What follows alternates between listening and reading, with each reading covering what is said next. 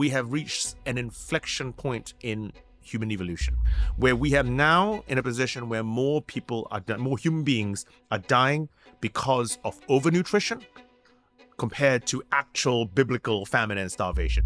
A lot of society think that being overweight, having obesity is therefore a lack of willpower, a lack of discipline, and so therefore if you lack willpower and discipline, do I really want you working with me? Do I want you on my team? Do I want you in my tribe? Like literally, you're not going to move as fast in order to try, are you going to slow me down?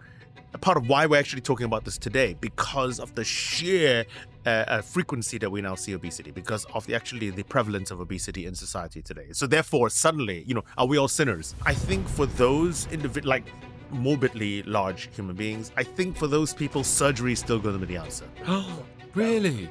I wanted more people to be bald, no offense, and overweight, so I could have a bit better advantage.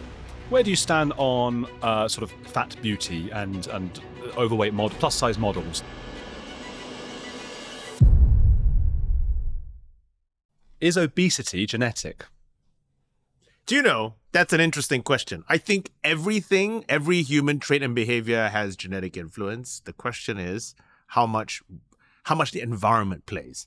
And so yes, your body weight, of which one end of the spectrum is obesity, has a genetic influence, but it also clearly has a substantial environmental influence. Are too many of us obese?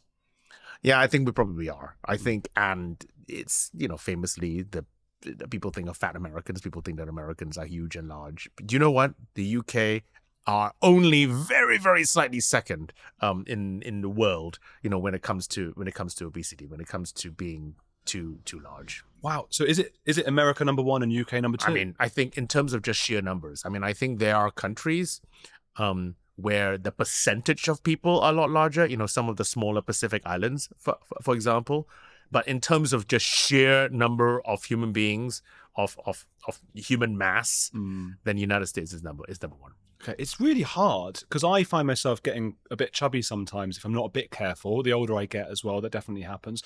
And then there's that BMI, which everybody says, okay, that's a bit harsh, because it seems to be really harsh. It's like you think you're normal and you look at the BMI and you're fat, and then you think you're just fat and you look at it and it says you're obese, and then it says you're morbidly obese. Is the BMI a little bit too harsh, or are we actually just a bit overweight? I don't know if BMI is harsh. I think the problem with BMI is it only takes two pieces of information to calculate it. It's your weight in kilograms divided by your height in meters squared. So that's it. It only takes into account your weight and height. And so it doesn't take into account your muscle mass or fat mass. That's the problem with the BMI. It's just a way of normalizing your height for weight. So if you happen to be Arnold Schwarzenegger when he was younger, a rugby player, something like that, where you had a lot of muscle, then your BMI would indicate that you are obese or overweight.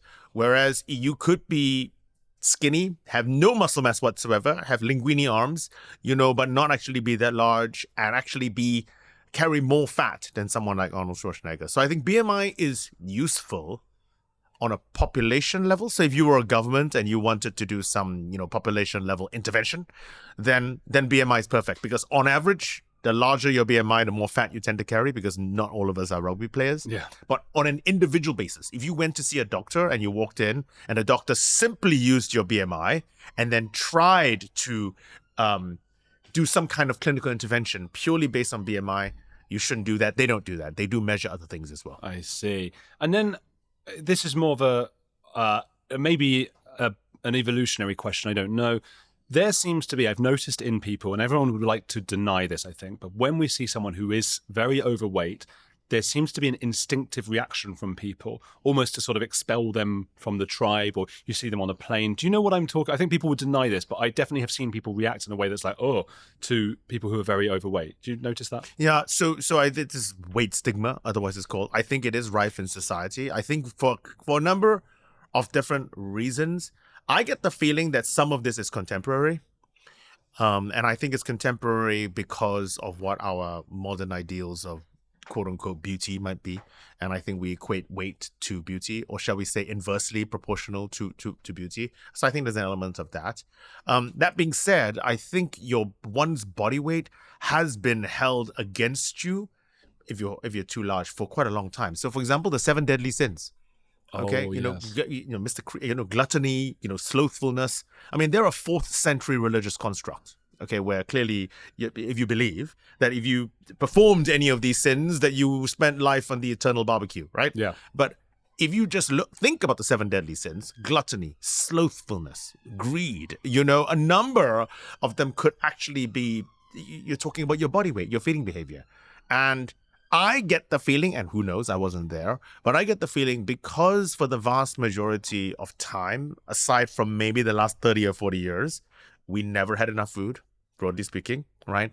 That if you happen to be a little bit larger than someone in the village, then you Yes. may very well be eating more than your fair share or taking more of the things. And so it's a sin because you're stealing food. I wasn't there, but you can imagine that being the situation. So that is something of years gone by. Today, I mean, there's plenty of food around. I think today it tends to have to do with our views of what beauty is, but then interestingly, as well as the ability of someone to do their job. I don't understand this weight stigma. I think a lot of society think that being overweight, having obesity is therefore a lack of willpower, a lack of discipline, and so therefore if you lack willpower and discipline, do I really want you working with me? Do I want you on my team? Do I want you in my tribe? Like literally. And so the big part of the reason why I study obesity, I study body weight, but the big part of the reason why I'm speaking to you, for example, and actually talking about obesity and talking about people's weight is to dispel this myth that obesity is purely some lifestyle choice, some bad habit that people have picked up. But that, you've just blown my mind because it's such a fascinating thought as to why we sometimes have, as ashamed of it we might be, that instinctive reaction. Even when I'm overweight and I look in the mirror and I go, you greedy pig, or something at myself, and you can't control it. And it's a fascinating thought that might have signified, or at least we might have thought, maybe wrongly, back in tribal times, oh, they've taken more of the food. That's a really interesting thought. I hadn't thought of that. Taking more of the food, and I'm not saying this is the case. I'm just thinking why you might think taking more of the food, you're not going to move as fast in order to try. Are you going to slow me down? And you can imagine that these concepts of survival, is your a body weight, are you actually going to put the rest of the tribe at risk? I do think that a part of that has come from there. Yeah, because it's instinctive. It's not just practical, because there are practical elements, which are, I have to sit next to somebody on the plane who's going to take more space. I also take more space because I'm 6'4" and I'm sort of all over the place. But those are some of the practical reasons of today, maybe. And as you said, is this person as disciplined as me? And that might be a wrong way of thinking about it. But that evolutionary imperative, that's really interesting. Yeah. Wow. And that's been going for hundreds of thousands of years. It's difficult to get past that. It's difficult to get past. And in the past, the obesity has always been around because I think there are going to be some genetic drivers causes, I'm even going to use the word of obesity, that have been around for ages, but just very, very rarely. And so you see the odd person, popping up, and they probably have a pretty tough time. Okay. I mean, you had rich people, I guess, who ended up larger than the other, but they were rich people. So no one was bullying them. It's only become part of the conversation. It's only become, a part of why we're actually talking about this today, because of the sheer frequency that we now see obesity, because of the prevalence of obesity in society today. So therefore, suddenly, are we all sinners? Suddenly today is always the question. And then why the UK and the US? Is there just something inherent about us? It's not inherent. Here's the interesting question. It's an interesting point that you actually brought up, inherent. There are clearly ethnic population and ethnic specific reasons why people are different shape and different sizes. But if you actually take the white proportion of the Americans, okay, and the white proportion of the British, and actually most of white Northern European Caucasians, genetically indistinct. You won't be able to tell really any huge difference. So there is no real sort of French, the Scandinavians. Yes, there are slight genetic differences, but the underlying bulk of genes are going to be the same. And yet there are big differences in prevalence of obesity. So you might argue, well, there's not your genes then. And so I think that because it is your genes with the environment, and your genes play a role, but I think the reason why it's particularly bad in the United States and in the UK is because of our food and our respective food environments. And these food environments, sadly, through globalization, for better or for worse, are then spreading all over the rest of the world. We are exporting our obesogenic, I think is the term we use these days, our obesogenic environment to the rest of the world. My God, it's horrible. And I guess you were talking about it used to be a sign of wealth. Is it now a sign of poverty, maybe lack of education?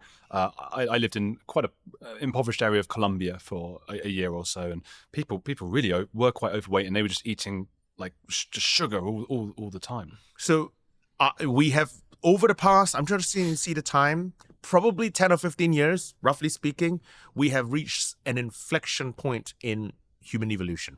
Okay, for better or for worse, where we are now in a position where more human beings are dying because of overnutrition compared to actual biblical famine and starvation, which actually is now a choice. Okay, biblical famine and starvation is a political choice because of the food systems. There should be no excuse for that. Okay, and so actually now more people are dying because of overnutrition, yet being malnourished than ever before. And I think that's a fascinating indictment, shall we say, on the environment we're actually living in today. And undoubtedly, socioeconomic status plays a huge part. I'll give you an example. So here within the UK, for example, if we take just one sector, 12-year-olds. Okay, so you're leaving primary school, you're going in secondary school. If you go to our type of households, okay, middle class, professional class households, so we would probably sit anywhere in the top 10 to 20% socioeconomically within the UK. Prevalence of overweight and obesity, or prevalence of obesity specifically within our notional children, okay, coming out of primary school would probably be around 15%. Okay, 12 to 15%. You want it to be lower, but that's it. Whereas if you go to the bottom quintile socioeconomically, 30%, more than 30%. Now, that's more than twice, okay, the rate of obesity. There is no genetic difference between rich and poor people, accident of birth. So while there is always going to be levels of obesity, even amongst people who can afford hummus and carrot sticks, okay, and that's always going to be there, the food environment is a huge driver. If we solved poverty, like it's an easy thing to do, we would cut obesity rates by more than half immediately without a single drug. That's incredible. Clearly, it's not easy to fix poverty, but I want to argue poverty is a political choice. So is obesity, rather than a choice, is obesity a political choice? Interesting. Just putting it out there. Could there also, I know you said there's no genetic differences between poor people and rich people, but could there actually be? Because I can imagine richer people, I'm probably saying something incredibly offensive and eugenically adjacent, but richer people eugenically adjacent might go for better looking wives, husbands, and so on. And over decades and decades, you might get slimmer people. So, there was an argument a little while ago about whether or not obesity was a social construct to some degree, infectious. Some even people said no. The answer to both is no. Clearly, yeah. I think there is an element of good-looking people marrying good-looking people. Okay. Bone structure, cheek structure. I know lots of ugly-looking skinny people and very nice-looking fat people. I think, yeah, they're going to be good-looking people and bad-looking people in terms of bone structure and what have you, and they're going to be independent to their body weight. Whether or not fat people tend to marry fat people and skinny people tend to marry skinny people, I don't know if there is a huge evidence for that. At any rate, that the prevalence of obesity has been so recent that it is highly unlikely to be the driving reason why that is the case. Where do you stand on sort of fat beauty and overweight plus size models and things like that? Is it a concern that would you rather be telling younger people like, hang on, no, you got to be healthier? I think there are two. That's a good question. Okay, you see a lot of when Nike, other brands are available, put out their latest Lycra, for plus size people. They always get yelled at for glorifying body weight. I think there's two ways of looking at it. First of all, people who are overweight and have obesity, they have a right to exercise as well, right? And, Yes. and if you're trying to shame someone from wearing lycra to go to the gym or what have you, then I don't know. We're trying to help themselves. I don't know what else you're supposed to do. Yeah. Let alone it not being. But nice. it's not just sports though. It's also Not just sports. You know. I mean, but I guess there's two things we got to keep in mind. In a mature society, I'd like to think anyway. I am not a health at every weight person. I'm not. I work at the MRC, our Medical Research Council Metabolic Diseases Unit. We are a government-funded unit set up to study obesity, the causes and consequences, and how to fight it. I understand that obesity is a problem. But I think in a mature society, we need to be able to hold two distinct thoughts in our head, I'd hope. That first of all, that carrying too much fat is going to be bad for you. Okay, and we got to deal with that. But that actually people who are carrying, not to blame the people who are actually carrying too much fat. And at the end of the day, there's going to be a sector of society who are going to be larger, some too large. I agree. Okay, for that. But they still need clothes. They still need to wear something. And so I think that shaming them for their size is not helpful, even whilst understanding that their size is contributing to, at least for some of them, their ill health. That's a very nuanced answer. It is a nuanced answer. Can you say something extreme now? Can I say something extreme? I'm not going to say anything extreme. I lose my job. I can't lose my job. Say something completely mad that you don't really believe, and then we'll put that on the title. Okay, I'll do that. Yeah. Yes. No. No, but that's a fascinating answer. And of course, and I imagine the more you shame people, the less they're actually going to be able to get the sort of motivation to go out and be better. For anyone who has ever changed their mind because they have been called stupid or fat or ignorant, like nobody. And certainly any parent can tell you it doesn't work for a child. And so I just don't think that is the that is the way that you're going to do it. I think punitive. So it's not nice, and why should you be doing that? But I think punitive measures anyway, in order to try and tackle the obesity problem on an individualized basis, where the onus of responsibility is therefore kind of shuffled over to the person with the weight problem, I don't think it's helpful. I don't think it's helpful either. Mm-hmm. How dangerous is it, especially for young people, teenagers and things? How dangerous is it for them to be overweight for them? So I guess if we can take 1.5 steps back and just say, well, what is obesity? I think, and you might think, you might think we were discussing BMI when we started this, and people, and they actually view clinically, a BMI of 30 and above 25 is considered overweight, and above 30 is someone having obesity. But that's just a number, and we've discussed it doesn't take into account your muscle mass. I think a more nuanced, and I'd like to think a more accurate way of describing what obesity is carrying too much fat that it begins to influence your health. And I think that is what obesity is. Okay, so then the question is, well, how much fat is too much fat? And see, then we come into a very, very interesting and complex discussion of actually how much too much fat is different for different people. Meaning that some people can carry more fat safely. Now, leaving aside what our ideals of beauty are. Okay, I'm just talking purely health. Okay, metabolic health or whatever, heart disease, type 2 diabetes, all that kind of stuff. There are going to be some people who can be larger than somebody else who doesn't look skinny, doesn't have a six-pack, but is actually more healthy than some people who are skinnier. And that's because of the ability to actually store fat in their bodies safely. So they would have better, what would you notice that's better about those people? Or healthier? That's a more complex question than you might actually imagine. I think famously, your body shape matters. So, pear shape versus apple shape in an individual. So whether or not you carry your weight around your bum and underneath your skin, so those tend to be women, although not exclusively women. They tend to be women. Okay. They tend to be pear-shaped looking individuals compared to apple-shaped looking human beings, which tend to have more carried a weight around their trunk, beer belly looking type people. They tend to be men, but not exclusively. And so there's a classic example of, undoubtedly, if you look at cardiovascular, heart disease, and many metabolic diseases, it's more prevalent in men than women.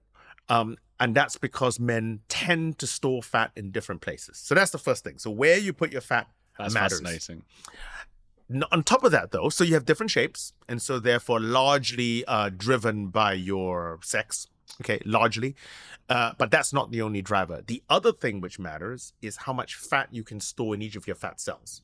And people think that your fat cells, that you gain fat cells and lose fat cells when you gain fat and lose fat. That's not true. Your fat cells are like balloons. They get bigger when you gain weight, and they get smaller when you lose weight. Okay. Now the safest, they're kind of like your muscles. You don't tend to gain or lose muscle cells. Your muscles get bigger or smaller depending what you do to them. And so the safest place to store fat, unsurprisingly, is in your fat, because they're your professional fat storing organ. The issue is, as the balloon of your fat cell grows and grows, at some point it will become full.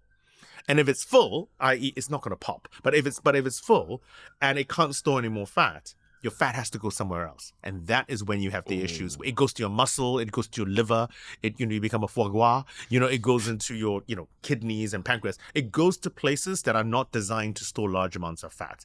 That is when you end up with metabolic disease, diabetes, and all kinds of other diseases.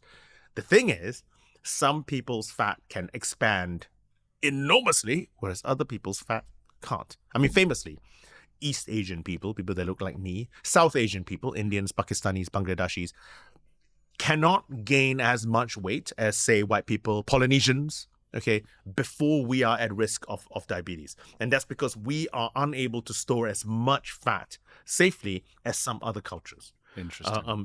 For that. So that, I think, is another way of looking at it. How much fat can we actually store safely? And we need to then work that into the obesity discussion. What about Ashkenazi Jews? Because that's what I am. I'm interested. Do we have a particular thing about fat? That's an interesting question. So I don't know about your fat storage capacity or incapacity. Experiment on me. I mean, Ashkenazi Jews have propensity for a number of other diseases.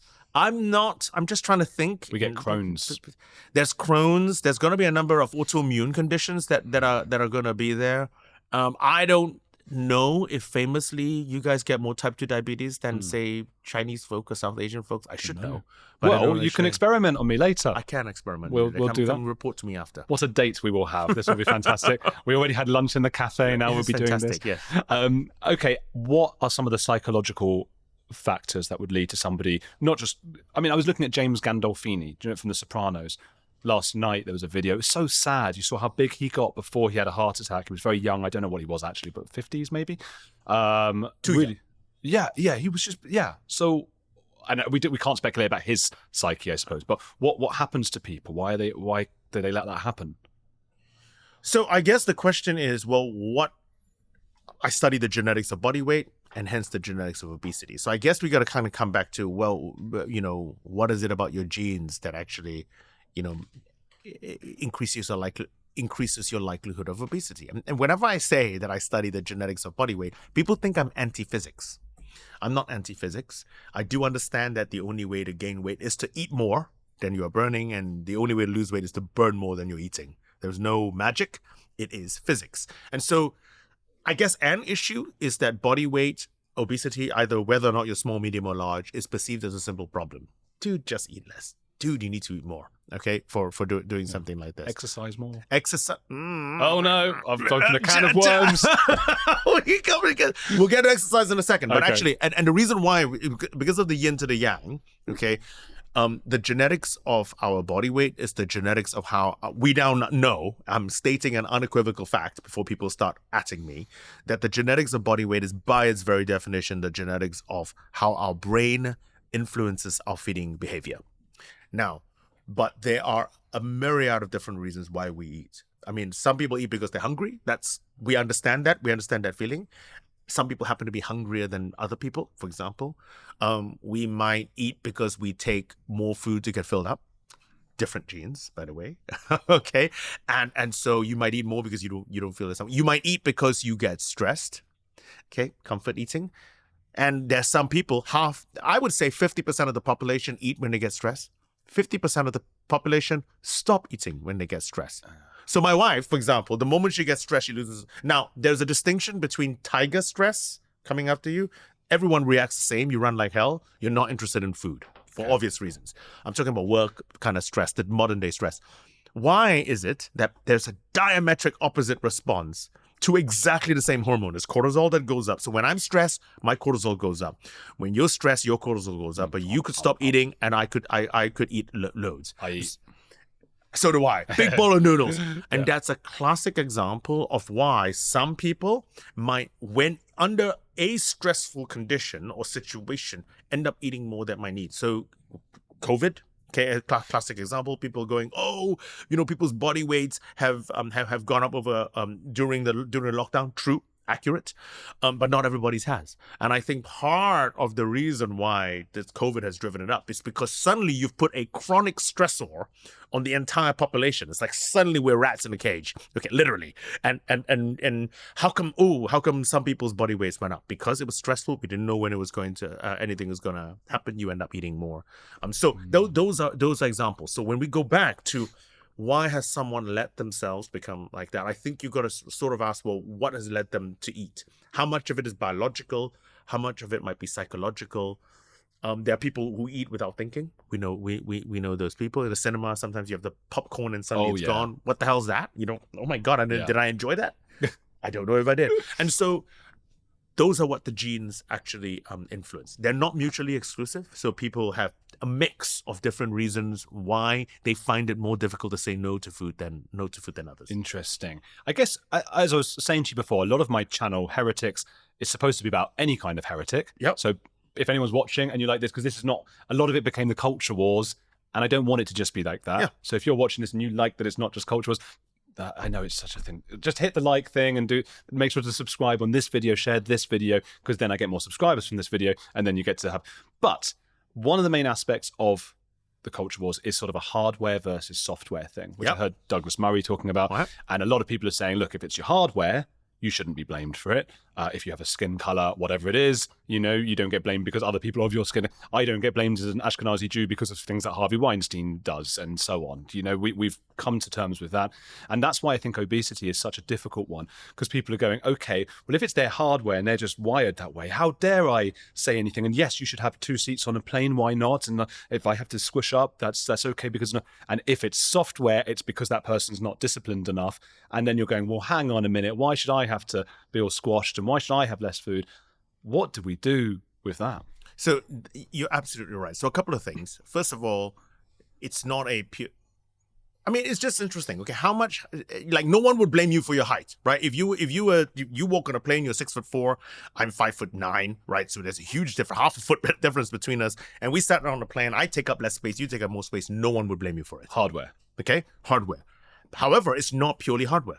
So in other words, if you look at what we call heritability, now heritability is a term that geneticists use to say, well, how much of a variation of a specific trait, height, okay, it's going to be down to genes versus environment. So heritability of height, for example, is around 80%.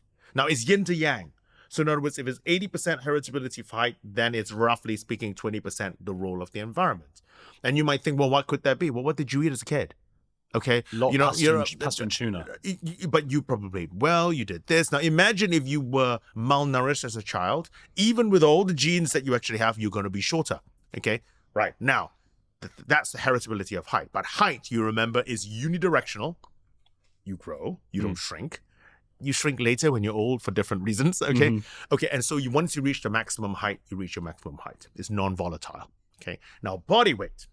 Heritability of body weight, when you do all the same maths, when we look at twins, in particular, when we look at twins, then heritability of body weight is somewhere between 50 to 70%, okay? About 70% in identical twins. So it's not as high as height, okay? But it's not zero. And so I think when you begin to say, is it hardware or software? And you take a trait which you think is purely hardware, you'd be surprised how much software is involved. Now, as I said, for obesity, roughly speaking, 50 to 70%, we can discuss why there's a range in a second, but it's not as high as height, but there definitely is a lot of biology, biology involved. My dad's 5'11", and my mum's quite short. We had a very tall milkman for some years. Don't start. I don't want to be involved in. He was massive. In your. He came with the milk every morning. This huge man in your festive dinners. Don't want to get involved. He was a milkman with a flair for podcasting, I believe. He loved podcasting and milk was his thing. And I didn't know him very well, but he was a tall. No, so I suppose I had some of the heritage, and I don't know why. I just grew much taller than. But a lot of generations seem to be the children I know are often taller than their parents now. Is that happening? Yeah, that's true. So, what are the three secular trends in human biology? First of all, we're getting taller, as across all ethnicities. Obviously, qualitatively there are differences in height, but we're getting fatter across all ethnicities. We're going into puberty earlier. Across all ethnicities. And these tend to be driven by a mix of our food, our environment, all kinds of things, but ultimately also our biology. And so those are three classic traits which all of us, they're huge existential type of traits, that mark the way we look. Because once again, the timing of puberty changes any number of different things. And all three have hardware, substantial hardware, and also software input into why this might happen. They're all interlinked. When I'm because of my height, I know people don't blame me for my height or whatever, but if I'm at a concert, I do start to slink to the back. It's something that when you concert and wear a big 12-gallon cowboy hat, just to... It's amazing though the things that we become self-conscious about depending on what your particular thing happens to be. So I've been tall since I was 11. I was like nearly as tall as I am now at 11, which was horrible. I hated it. I was so skinny. You can't hide as well. You're at school. Everyone's just like, oh, lanky. There's Andrew again. Look at what's he doing there. There he is. How's the weather up there? Oh, okay. Oh, yeah. The weather's the same as it is down where you are, but fine. Different altitude. All the jokes. Hated it. I was lucky that I stopped growing taller at like 14 or 15 because it could have been too much, I think. But you become self-conscious. But so if I am at a concert, if I'm at a play, I am straight away thinking, who's behind me?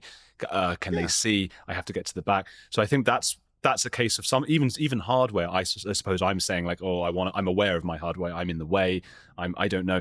I guess the answer with the hardware versus software, then, from what you're saying, is that there's no right way to think about it. There's no right way to think about it. I think the issue with body weight, is that it does primarily have to do with food intake. Okay, we can discuss exercise later, but primarily to do with food intake.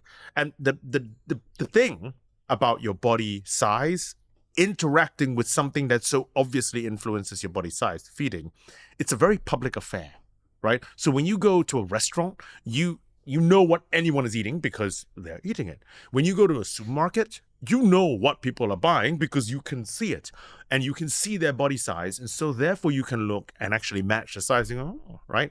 So that's the first thing. The second thing is we as human beings, we're nothing but mammals, okay, is that our primitive brains are designed to sort of model the world, right? Red berry poisonous, blueberry lion, stay away from the blueberries, stay away from the red berries, right? And it's kept us alive. And so we model the world based on our personal experiences. And because ultimately is this drive towards food. If I have a lower drive for food, I only need 2 slices of pizza in order to get full up compared to Fatty over there who needs 4, I immediately judge the person. I go, hang on a second. How come I need two slices of pizza and you need 4? Yeah. Right? And so I think that's the issue. Whereas I don't understand his internal hunger drive, his internal hormonal milieu that makes him or her drive to actually eat more food. But I am judging because of my primitive human brain. So I think that's part of the problem. If we want to go back to the original discussion we're having about why we decide to make, it's because we are trying to model the world based on our own interaction with the world, which is a perfectly natural thing to do. And what I'm just trying to get out there is that we need to understand a bit more about our internal drivers about why we eat or why we don't eat. There is that thing as well, isn't there, where I'm often hungry and I want chocolate and I go like, no more chocolate because you can't. And you think, I'm suffering, why shouldn't you have to suffer? And I think that's very human as well. We see it with infants, don't we? They'd rather have like 0 toys than have 1 and the other infant has 2. So I think this a difference in body weight. And as we know, there's a whole spectrum of body, right? Where it's not like people are fat and not fat. That's just not the case.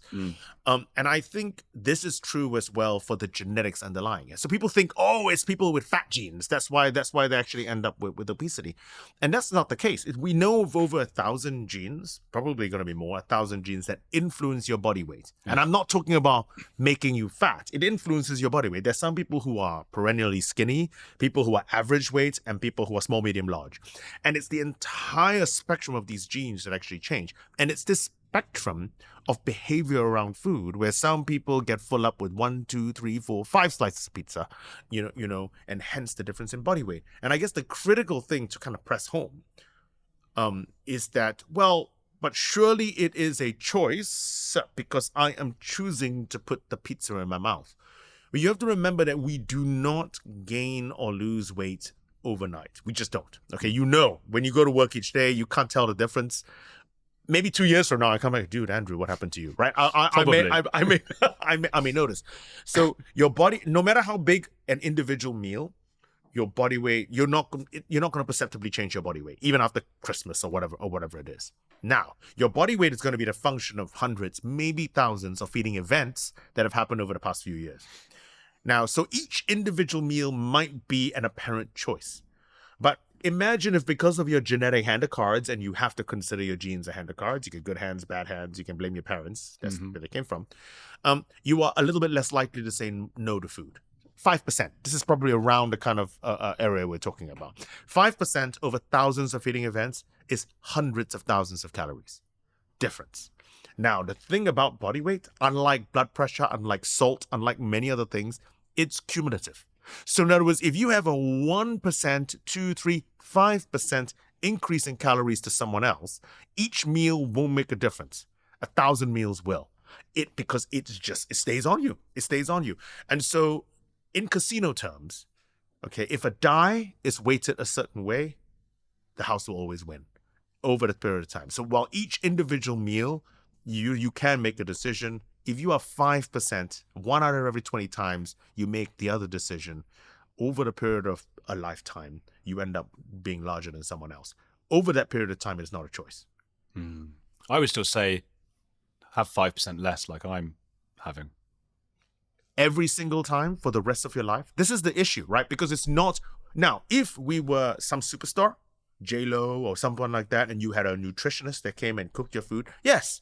Because actually, if you're a busy person, you can afford a nutritionist, you're the president of the United States, and someone just cooks for you. You sit down and someone brings the food in front of you. And typically what happens is people will eat what is in front of them. This is just the human habit. And so you finish feeding, okay, I'm done with my food.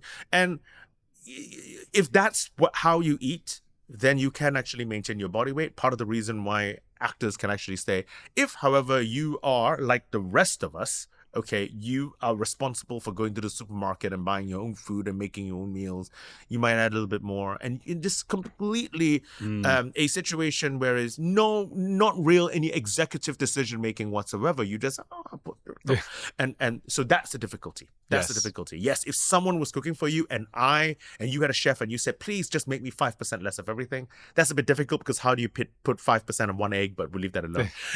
But if you did that, you would lose weight, correct? I suppose the hard part as well is that you're cooking for yourself while you're at your most hungry because you haven't eaten for a few hours. You're very hungry, so you cook too much. I always do. And I'm like, I'm like you said, I'm going to finish this whole plate now. So, okay, everybody's saying, oh, you've got to exercise then. You've got to do exercise. Oh, that will get everything going. Get the whole of America and the whole of the UK exercising. I feel like you're saying that's not necessarily going to help. No, it's not necessarily going to help. Now, once again, when I say this, people think I'm anti-physics again, when I'm not anti-physics.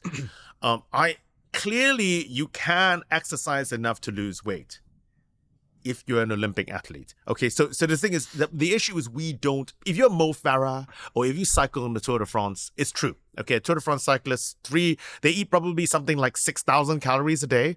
Yeah, okay, but they lose weight even over a 3-week race because there's not enough time to eat. The problem is the vast majority of us don't actually exercise enough to lose weight without messing about with food intake, without food intake per se. So if you look at the genetics of body weight, the genetic signal screams food intake with at least nothing to do with your metabolism. Okay, I went, there is, but the genes don't, the technology that we actually have doesn't tell us this. I turned 50 last year, and in lieu of buying a Porsche, I cycled from Land's End to Jordan Groats. Wow. Okay, so it's wow. Congratulations. That's a hell of an achievement. Wow. I happen to like cycling. So I did it over a period of 11 years. No, I did it old man style. I did buy a tour and the people moved my bags, but I cycled. Okay. So it's 75 miles a day for 2 weeks, every single day. Wow. Okay. I would like to think that is pretty extreme for most people. It's not extreme if you're a Tour de France cyclist, but I like to think. Yeah. I started the ride at 80 kilograms. I finished the ride at 80 kilograms. I did not lose a single ounce. Now, I didn't go into it as a weight loss plan. I ate to finish the ride. And I guess you could argue, therefore, that I posted this on the interwebs. Yes. And people are saying, well, that's because you ate crap. I said, look, listen to me. I ate to finish the ride. I finished the ride. I definitely was shaped differently, I want to point out. I became fitter at the end of the ride, but I did not lose a single ounce because I ate what I needed to do the ride. And so if you can do 1,000 miles every single day of exercise and not lose a single bit of weight, you know, what hope do you actually have for... And then I went back to my normal life, where maybe I ran 4 miles on a Sunday morning, you know, that normal exercise that you and I, not crazy stuff, okay? There is no hope in hell for losing weight without tackling the food intake. I mean, there are a couple of reasons for this. I said that the genetics of body weight is the genetics of feeding behavior, whereas the genetics of metabolism, which do exist, I want to point out. From the study of twins, we know that identical twins, there was a guy called Claude Bouchard, a French-Canadian, I think, who did a study, clinical study. He put a bunch of twins, identical twins, into a sort of a controlled situation. Okay, they ate exactly the same thing. They had to go on an exercise bike for a period of time, that kind of thing. But yet, between twin pairs, everyone gained or even lost weight, okay, depending on what have you. But the twins themselves gained or lost exactly the same weight. So that was what happens when you take 100% of genes together, identical twins. Yeah. So there are genes out there. So why have we not found any? I think for two different reasons. I think the first is measurement error. So food is easy. It's a physical entity. I can weigh it. I know how much grams of orange juice or whatever this might be, and I can measure it. I can measure a slice of pizza. And so it's easier. It's not easy, but it's easier to measure food intake. When you measure your metabolism, you can measure one of two things. You can measure oxygen to carbon dioxide ratio, or you measure the release of heat. Both of which is possible within a laboratory setting, but very difficult to do here in the open or to do at scale, whereas you can do food intake at scale. So measurement error, first thing. Second, effect size. So a chocolate bar, any kind of chocolate bar available, average size one, is probably something like 240 calories, 230, 240 calories. And if I were motivated, and I often am, I can probably finish a Mars, Snickers bar, what have you, in 60 seconds. Wow. Okay? But it doesn't matter how quickly or slowly I eat the Mars bar. Okay. I will always need to be on the treadmill for 20 minutes or 30 minutes. So we are, and it doesn't, it's very difficult to change that efficiency. We, as human beings, actually all living creatures, are designed to eat calories a lot more quickly they can burn them. Because from an evolutionary perspective, it's what's kept us alive. So there are going to be genes that have to do with how efficient you are, your metabolism. Exercise increases your metabolism. But ultimately, it's a lot easier to control your body weight in the top end, because you can really cut. If you stop eating it, it's a lot less that you have to burn off later. So is the exercise thing a little bit about how you reframe your mentality? I know that. So I was overweight, and my decision was, okay, I got chubby. It was the first time in my life, really, because I think taller people. Is it right to say taller people are less likely to get chubby because there's more space to taller? I don't know if that's true. I think there can be quite large. I mean, yes, you're right. I mean, there is. You do have more frame in order to hang. You can hide more fat in you. That's probably true. But per body weight, probably not. Okay. Well, I for the first time in my life, I started to get but I was also very inactive. And so I started playing tennis. I got lessons and I started playing 2 or 3 times a week. And I did lose weight fairly quickly. But I think maybe what you're saying is what was really happening is either you can then go home and go, God, I'm tired from all that tennis. I need to fill up more and eat more. And then you don't lose weight. Or what I was doing, which was like, I was so excited by my new tennis playing and everything. It was like, okay, I'm home now. I'm going to eat something very healthy. And because it's all part of the whole new thing you're doing. So I think that on a population, so just to be clear, there are clearly going to be individuals such as yourself in which exercise is actually going to be quite a useful strategy for you to try and lose weight. Okay.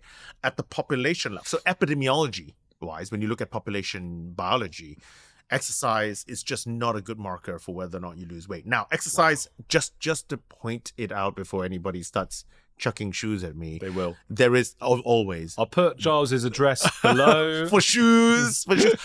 Nothing is better for you than exercise. If there was a way of putting a pill and becoming exercise, in terms of goodness of everything, it is the best thing going. Cholesterol? Okay? Cholesterol, insulin resistance, risk for diabetes, mental well-being. Lifespan. That largely is going to be because of your muscle mass. That is the one. Healthy lifespan. Everything except body weight. So exercise for everything else. Okay, for your health, for your well-being. To lose weight, you need to tackle your diet. That's the only thing. Don't stop exercising, please. That's not what I'm saying. But don't fool yourself. If your major goal is you've got a heart condition, or if you are tilting into diabetes, or if you're feeling poorly or bad or what have you, exercise. Please do that because it will help with all those 3 things. If your primary goal is to fit into the wedding dress, the suit, etc., then you need to consider your diet rather than simply exercise. By all means, exercise at the same time, but just understand what you're trying to do for your purposes of health. How do we go about getting people to lose weight on a national level? I mean, the real answer is if I had a pithy one-liner and a diet that I could sell, a Yeo diet, I wouldn't be here talking to you. I'd be very rich. But I think the answer is, without sounding like a fortune cookie, as I do think you need to have a holistic view. And I think the reality is this: when you need to understand. So if you were a clinician and you wanted to try and tackle the person in front of you, you have to treat the person in front of you. And so I think on an individual basis, we'll tackle the population in a second. So if an individual's in front of you and is really quite severely obese, okay, then I think for those like morbidly large human beings, I think for those people, surgery is still going to be the answer. So Really? bariatric surgery, because it is replumbing your guts. Okay, Start again, reset. It's probably the closest thing we get to what we have called a quote unquote cure for obesity. Wow. Meaning that you do it once, the intervention is once, and the moment the intervention is done, you lose the weight and the weight stays off for most people forever. Okay, it's the closest thing you get to a cure. Couple of things. Not everyone wants surgery. It's a major surgery and it's permanent. Okay, so but for some people who need to lose weight now, because the other side of the coin is you're dead within X months, you make the choices you got to make. And what do they do? In a layperson way, they make the stomach smaller. 2 things. So I mean, there are a number of different approaches, but the most effective ones do 2 things. They make the stomach smaller. They actually reduce your stomach down to the size of 2 tablespoons, and you think, what? Oh. So really, like 30 mils. Yeah. Because a tablespoon 15 mils, right? Yeah, that's right. So 30 mils. So you think, what the hell's going to go in there, right? So that's the first thing. As it turns out, it expands again pretty damn quickly. Yeah. And the second thing is they take away, so your esophagus, stomach, and the small intestine coming out of your stomach, that portion of the small intestine is called the duodenum. That's what it's called. It's quite long, actually. Your gut is 20 feet long, as you know. You take away about 3 feet, a meter of gut, and you replumb. So then you take away the meter of gut. This is mental. And then you take it's bariatric surgery, it's replumbing, and then you take and join up the lower part of the gut where the meter is now gone to now the smaller stomach. Now so that's what happens. This is why I describe it to you going no way in hell. Okay, except if you have to. because except if you don't do it, you die. So therefore, people do. It is quite an extreme. It's very effective. It's very extreme. When people first designed bariatric surgery, the people who designed it, it was designed to the physics behind it, or at least the engineering behind it, was that if you do this, if you reduce the size of your stomach and reduce the length of your gut, you absorb less food, and because you absorb less food, you're going to lose weight. The food absorption is minuscule reason for this. The primary reason why people end up losing weight is because, in effect, because you've removed a chunk of gut, you are delivering food that is slightly less digested, because food digestion takes all the way moving now. So you can imagine now all the food is sort of minus 1 meter digested further down. So it's arriving Creeping out like chicken. Like a full chicken or something. Like a full chicken, not really, but yes, but that is the point, right? And so hormones, it's different hormones that are released. So gut hormones, okay? So different gut hormones are released. These gut hormones make you feel fuller. You feel fuller, you eat less. So what is interesting, yes, the bariatric surgery is extreme, but what it tells us about biology is that these gut hormones are important. Now, these new drugs that are available, Ozempic, Wegovy, and all these celebrities having them. Do you know what they are? They are weaponized gut hormones. They are gut hormones that go up after a meal. And so what they've done is the companies have taken GLP-1 in particular, is the one that is the base thing for all the classes of drugs we talked today, Ozempic and Wegovy. They put a little decoration on it to make sure that it takes longer to get chopped up in the blood. They stay around the blood for longer. They signal to the brain, they make you feel fuller. So, and there were other findings as well that went into this, but part of the reason that Ozempic, we now understand why Ozempic came to be, is because of trying to understand why bariatric surgery actually works. So anyway, back to discussion. So I think the most severe obesity still requires bariatric surgery. Then you're going to get someone like me who, yes, I could stand to lose probably 5 or 10, probably more than that. My wife will tell you. But, come now. You look wonderful. Down. Thank you, darling. Thank you. Yes. But I could lose some weight. And no one is going to, replumb my guts or give me Ozempic. So for me, I would fit under the behavioral modification, be it diet, maybe I do need to exercise a bit more, whatever, okay? But there is a huge chunk of human mass in between, okay, where from severe obesity to needing to lose more than a few kilos, where these class of drugs now actually work. So it's just tools. It's just a number of different tools to it. From an individual basis, that's how you would tackle obesity. But these treat obesity. They don't prevent obesity. Every time I talk about these drugs, people are going, these drugs, they don't tackle the root cause of obesity. It's just a diet, which is the environment, and that's true. But these drugs are not designed to prevent obesity. They're designed to treat obesity. Prevention requires policy change. It requires government to change the food environment we actually live in so that we make healthier choices the easier choice. The thing with Ozempic, right, and these sort of easy solutions, this is a very... Why did you call it easy? See, so because you just pop a pill in and then... So I think what you've got to think about with regards to something like Ozempic, because in effect you're only changing one hormone, GLP-1. Yes, it's a slightly modified version of the hormone that you're actually doing it, but you're only changing one hormone.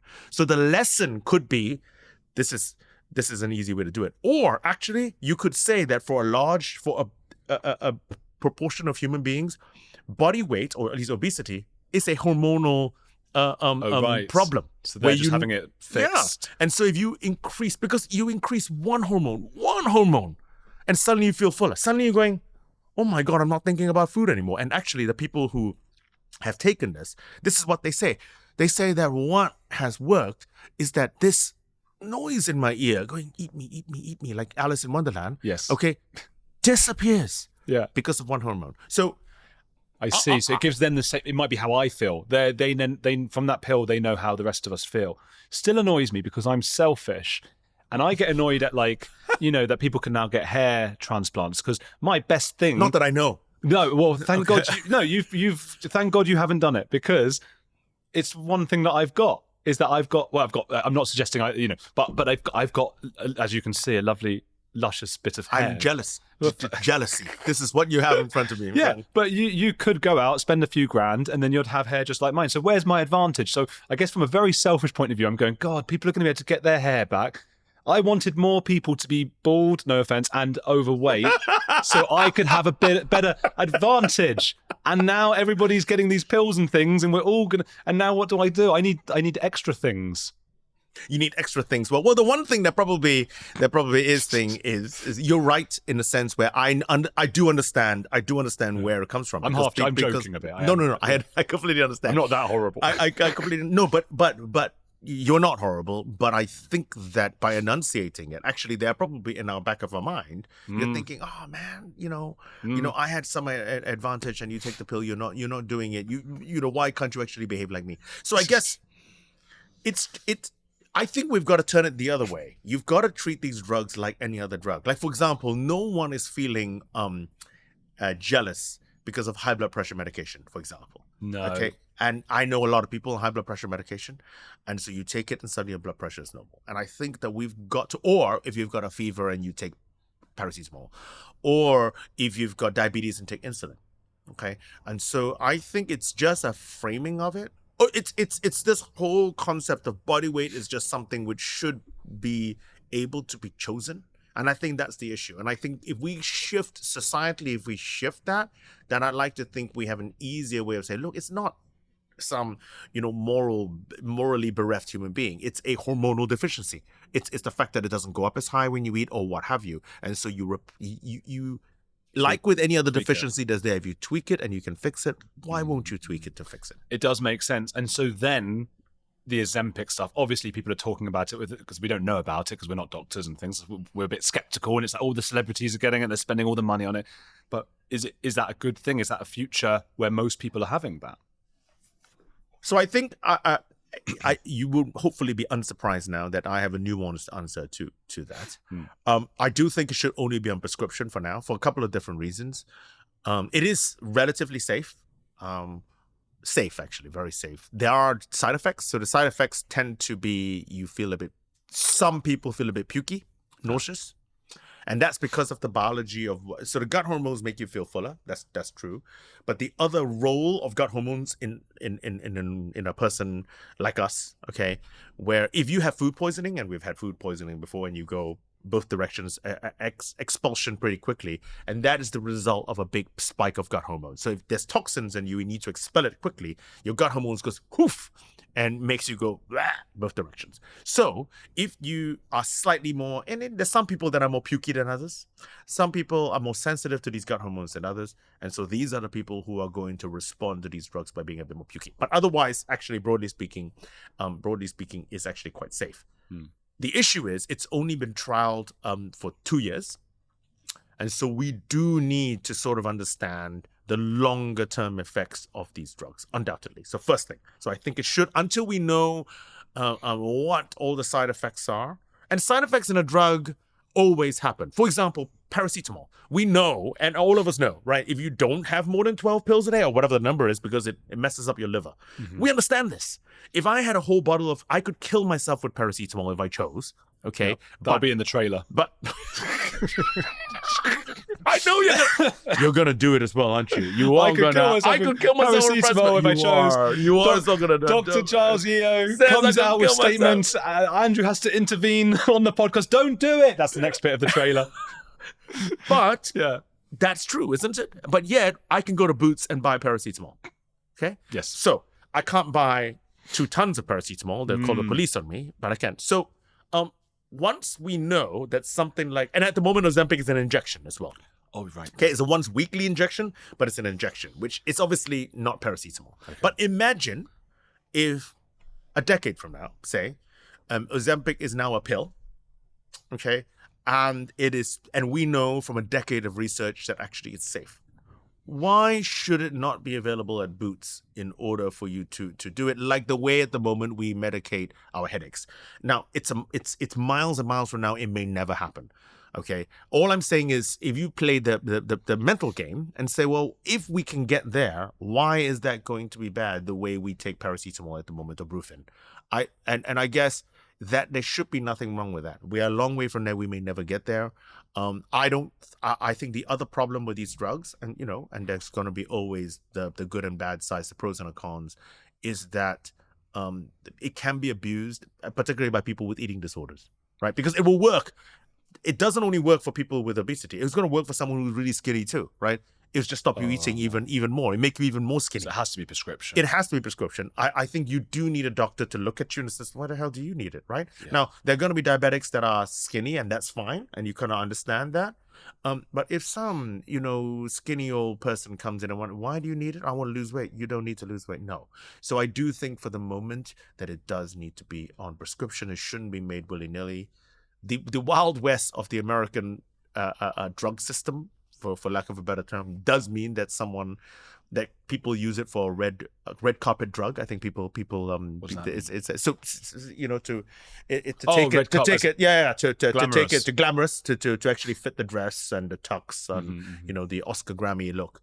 I don't think it should be that's the reason for it. I think it should be there to treat back to it a disease called obesity, which is carrying too much fat to actually influence your health. There's also a problem that some of the celebrities, particularly after having babies, or they've been very overweight and then suddenly lost that weight, a lot of them deny having taken Ozempic, and I think that sets unrealistic expectations for normal people. There are interesting things. There are a number of people who have denied it, celebrity type people. Mm-hmm. And I can almost understand why they do it, because they want the image that needs to be projected. We can argue whether or not it's wrong or right to say that in order for me to maintain slim, I can do it on my own recourse. Hence, I'm better than everyone else. That's one way of looking at it.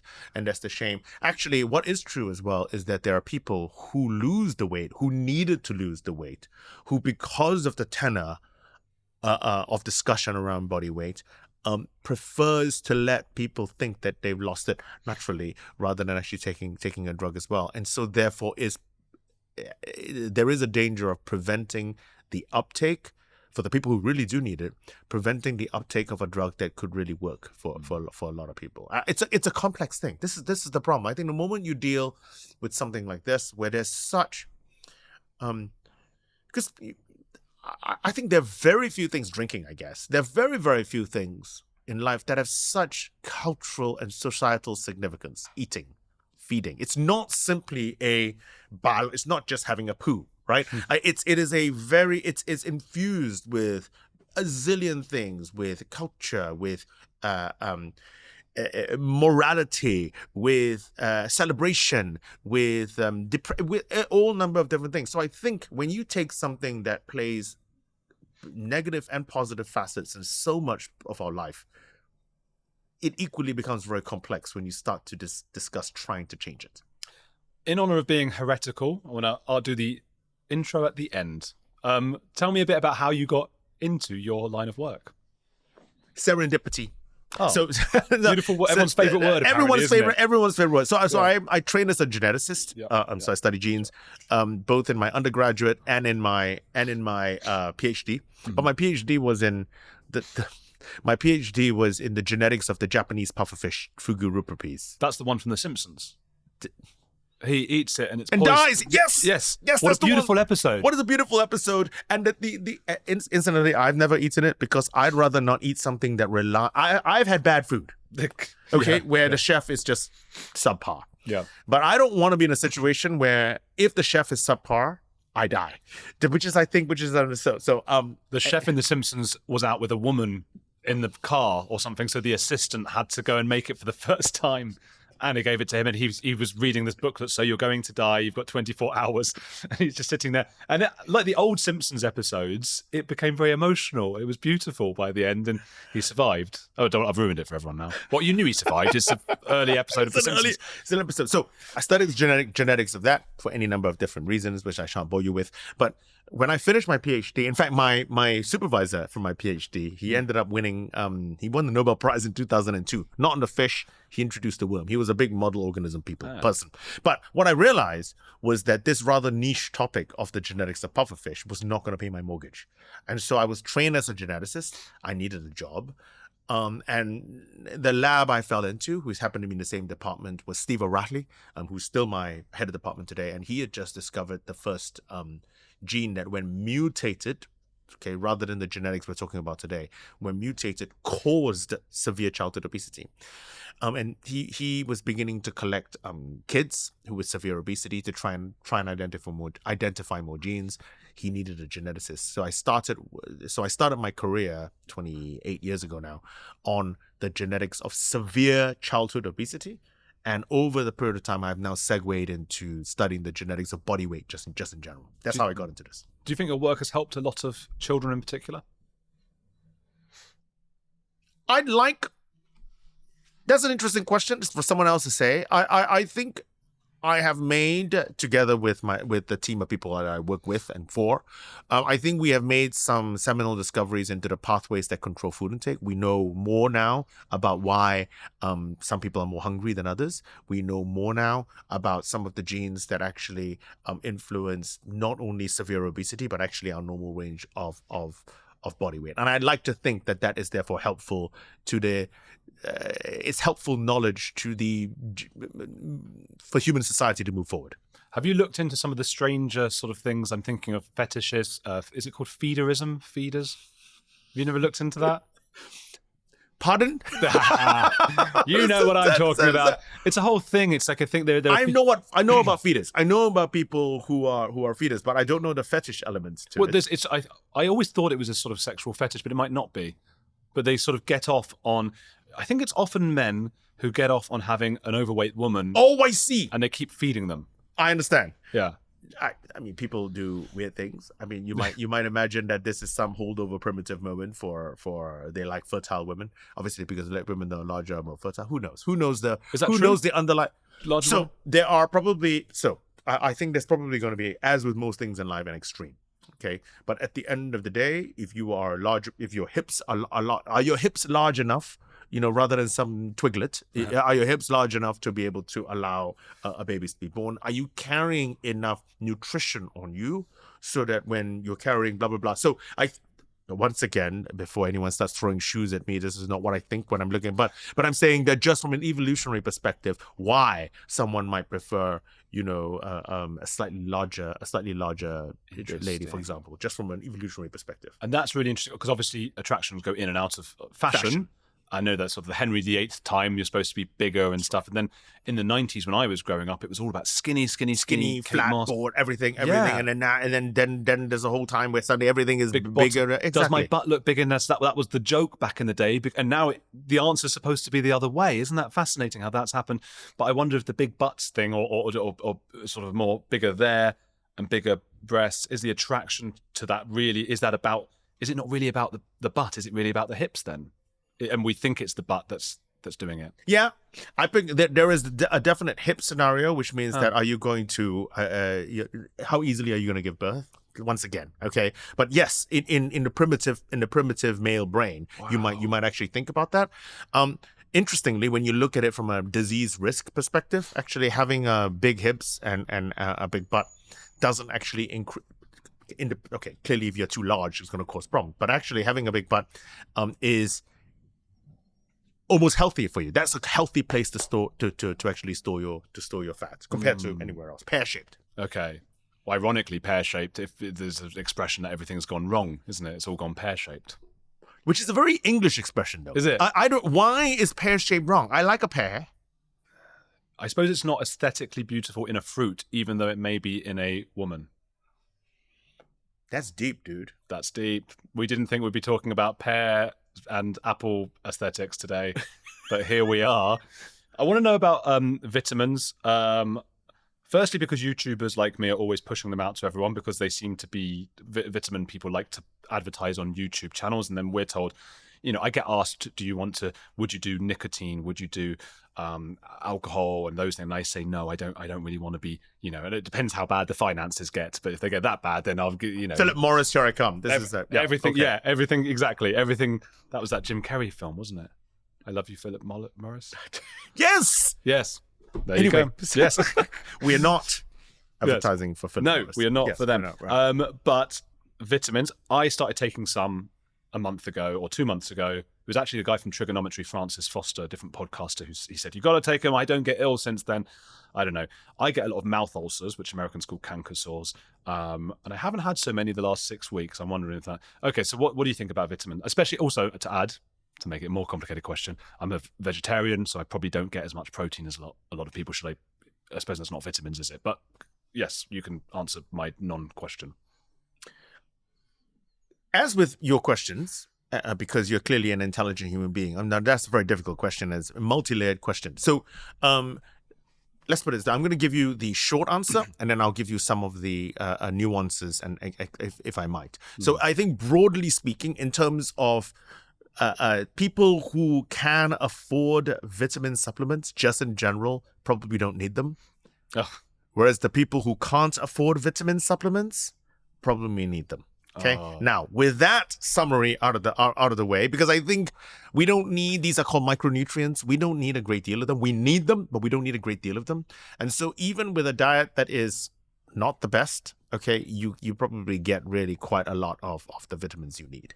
Now, there are going to be exceptions. You mentioned vegetarianism, probably you are fine, if only because dairy products and eggs are nutritionally complete. I think veganism is a different thing.